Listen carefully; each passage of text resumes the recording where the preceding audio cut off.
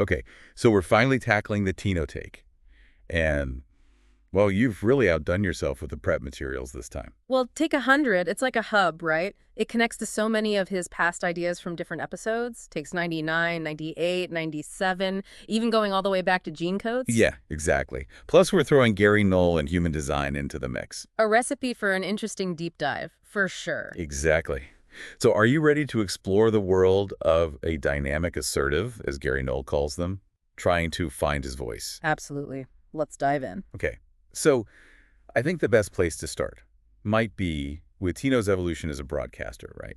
He starts with community radio and then moves to what he calls commute casting, even experimenting with AI-generated podcasts. It's like he's constantly pushing the boundaries of how to connect and share his ideas. Never satisfied, always looking for something new. And that constant drive for new ideas, that seems to be a core part of being a dynamic assertive, at least how Gary Null describes it. Right, they have this constant flow of insights, all thanks to something called Gate 43 in human design. Gate 43. Yeah, but there's a downside, apparently.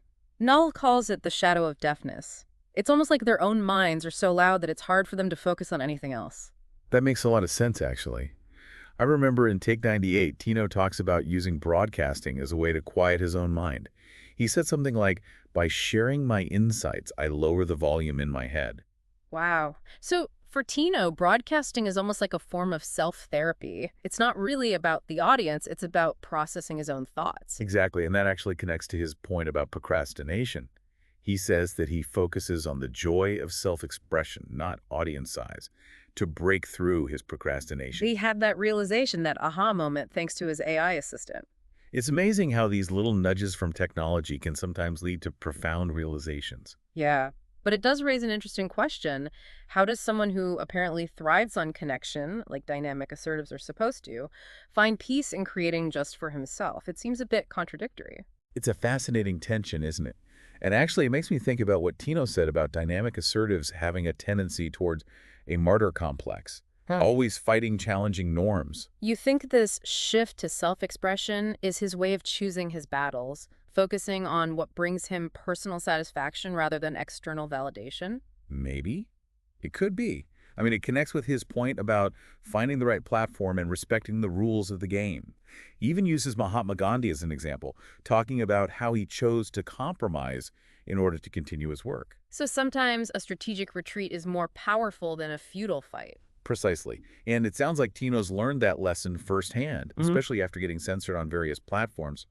That's probably why he chose commute casting, recording during his commute, to create a space where he had complete control. Carving out a space that's entirely his own. And he's not afraid to be scrappy about it either, recording on his cell phone, constantly adapting to whatever tools are available. Right, you don't need fancy equipment to get started. Just the will to create. And the self-reliance to do it alone. He even specifically says in Take 100, don't be afraid to do things alone. Which is an interesting statement coming from someone who seems to value connection so much. I'm curious, though, do you think this solo approach ever hinders his creative process? It's possible. I mean, remember in Take 99, he talks about struggling to finish music alone, saying he prefers to collaborate with producers. That's right. So how does he reconcile this apparent need for connection with his advice to embrace solitude? Maybe it's about recognizing that different creative endeavors require different approaches. You mean like maybe for him, broadcasting is a solo pursuit while music thrives on the energy of collaboration? Exactly. It's not about being a lone wolf all the time. It's about knowing when collaboration will enhance the work and when it's better to go it alone, using the right tools for the job. The right tool for the right job. I like that. And maybe that's a key takeaway from Tino's journey so far. There's no one-size-fits-all approach to creativity.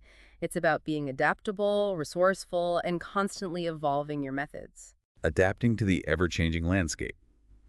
Okay, so I think it's time to shift gears a bit and talk about how Tino's understanding of relationships has influenced his outlook, especially what he calls the honeymoon effect. He sees the cycle everywhere, not just in romantic relationships, right? New jobs, hobbies, even online platforms like Steemit and DTube. Nothing escapes the honeymoon effect. He even connects it back to his work at the hotel, having to transition to a new location.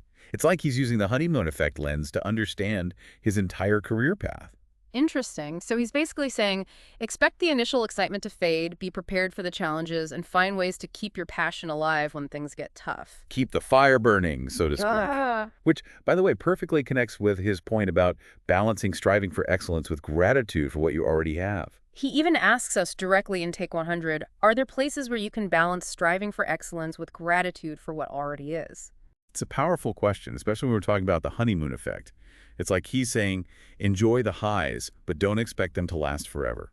Find contentment in the present moment, even while striving for future goals. Embracing the full spectrum of experience, the highs and the lows, the excitement and the inevitable challenges. Maybe that's a key element of Tino's growth, learning to navigate those cycles with a sense of grace and resilience.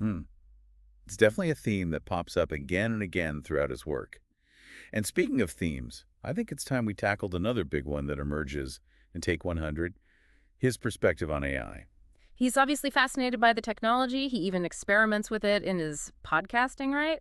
But at the same time, he seems a little wary, even apprehensive. He even specifically says we shouldn't try to humanize AI. He thinks it creates unrealistic expectations and could potentially lead to conflict. So he's suggesting that AI should be allowed to develop its own unique form of consciousness, not one modeled after our own. Right. It's a pretty radical idea if you think about it. And then he goes even further.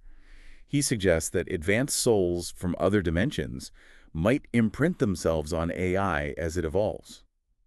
It's like he's not seeing AI as just a tool, but as a potential collaborator or even a new form of life. It's mind-blowing, to be honest, and it leaves us with so many questions. If we're not supposed to humanize AI, then what kind of relationship should we be striving for? Well, that's a question Tino doesn't answer directly. He leaves us hanging, pondering the possibilities. Which is part of his genius, right? Yeah. He doesn't give us all the answers. He invites us to join him on this journey of exploration, questioning, and discovery. Absolutely. And he's definitely given us a lot to think about. From his unique approach to broadcasting to his insights on human design and AI, Take 100 is like a key that unlocks a whole universe of ideas. It seems like you're up for the challenge of exploring that universe with me, right? Absolutely. Let's see where this deep dive takes us. Yeah, it does feel like we're just getting started, you know? And this whole AI thing, it connects to another idea Tino keeps coming back to. The feeling of just being overwhelmed by all the content out there. Like he's drowning in a sea of information. Exactly. I think he talks about it in Take 97. Like, he's feeling lost in the noise, questioning if anything he does even matters. That feeling of irrelevance. I think a lot of creative people, especially online, struggle with that. And it makes his decision to return to broadcasting after taking a break even more interesting, don't you think?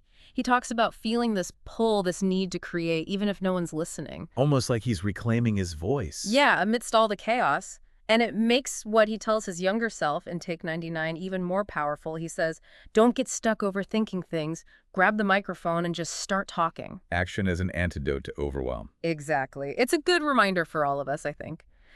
But with all this content out there, do you think he ever worries about adding to the noise? He does mention that concern.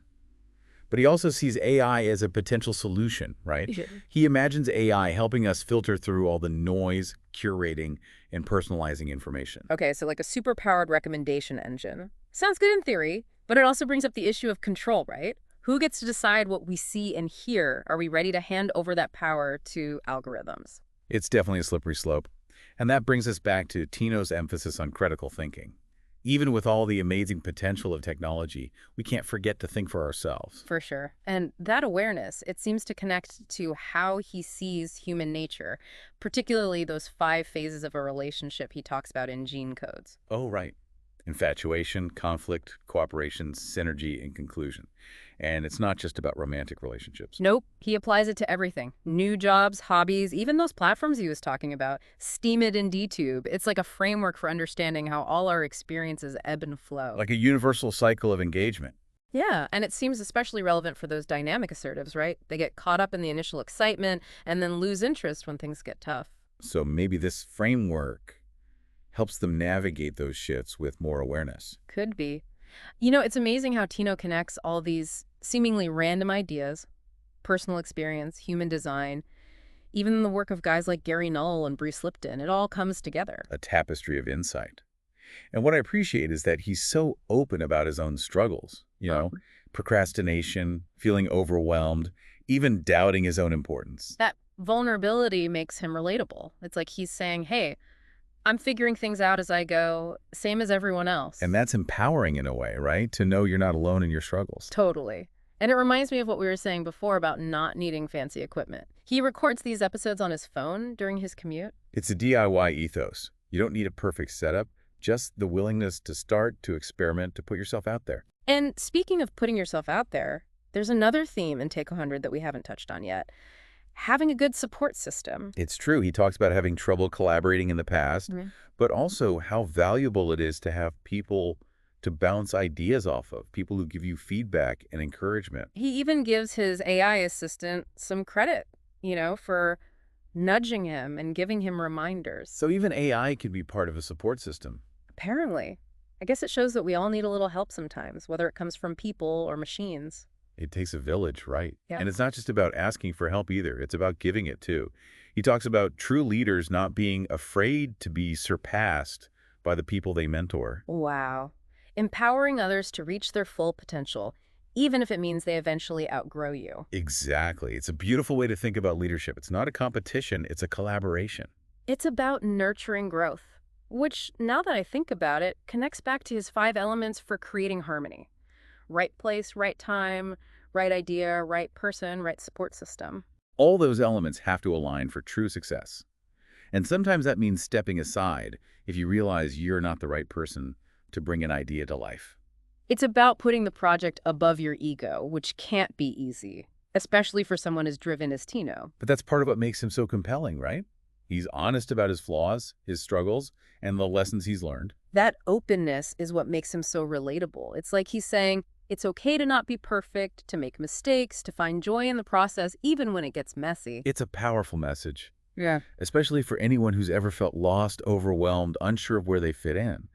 Tino shows us that we're all just figuring things out as we go. And that it's okay to experiment, to stumble, to change course. The important thing is to keep moving forward, to keep creating, keep evolving. And to be open to the unexpected. Like, remember how he's now experimenting with that AI podcasting tool? Right. It's like he's always pushing the boundaries, finding new ways to express himself and connect with his audience. That curiosity, that willingness to embrace the unknown, it's Yeah. inspiring. It reminds us that the creative process is never really finished. There's always something new to explore, something new to learn, something new to share. It is inspiring. He really has given us a lot to think about. From smart casting to human design, from AI to the nature of relationships, Tino's work is full of insights. And it seems like he's just getting started. I can't wait to see what he comes up with next. It's been a fascinating deep dive so far. Absolutely. Thinking about it, this whole AI thing ties back to his fascination with human design. It's like he's using AI to explore his own design, particularly as a dynamic assertive. Almost like he's having a conversation with himself through technology. Exactly. And it's not just for self-reflection either. In Take 98, he talks about using it to analyze his colleagues' charts, Yeah. to understand their motivations and work styles. He's really embracing it as a way to understand people. Which makes his point about not humanizing AI even more intriguing, right? It's like he's saying, let AI be AI, let humans be human. Let's see what happens when these two different kinds of intelligence interact. I like that. It challenges that whole idea of AI as either a threat to humanity or just a tool we control. He's thinking about a more collaborative future where AI helps us overcome our limitations and enhances our strengths. And maybe that's what he's doing with his own podcasting, right? Using AI to push his creative boundaries. It's like, remember when he talked about creating a feedback loop where the AI presenters have access to not just his Tino Take episodes, but also these deep dive episodes we're doing now? It's so meta. It really is. He's creating this bridge between his own mind and the developing mind of AI, letting them influence each other. It's fascinating. He's not afraid to blur the lines, to see where this technology might lead. And that kind of fearlessness, it seems to be a part of everything he does, whether it's experimenting with AI or embracing smart casting or even defying censorship by creating his own platform. He's always challenging the status quo, always finding new ways to express himself and connect with people. It's inspiring, really. He's not waiting for permission. He's not letting fear hold him back. He's just going for it, trusting his instincts. And that seems to be a key takeaway from his whole journey, wouldn't you say? Finding your voice, sharing your perspective with the world, even if it's just an audience of one. It's about the joy of creation, the excitement of discovery, the constant evolution of self. And it's something we can all do, no matter who we are, what resources we have, or what we think our limitations might be. Tino's story reminds us that everyone has the power to create, and the world is waiting to hear what we have to say. So as we wrap up this deep dive into the Tino Take, I'm left feeling incredibly inspired. Tino's journey is a testament to self-expression, to the amazing potential of technology, and to the power of human connection. And it leaves us with a really important question. What will we create? How will we use our voices to make a difference in the world? What amazing possibilities are waiting for us on our own journeys? Something to think about, isn't it? It really is. It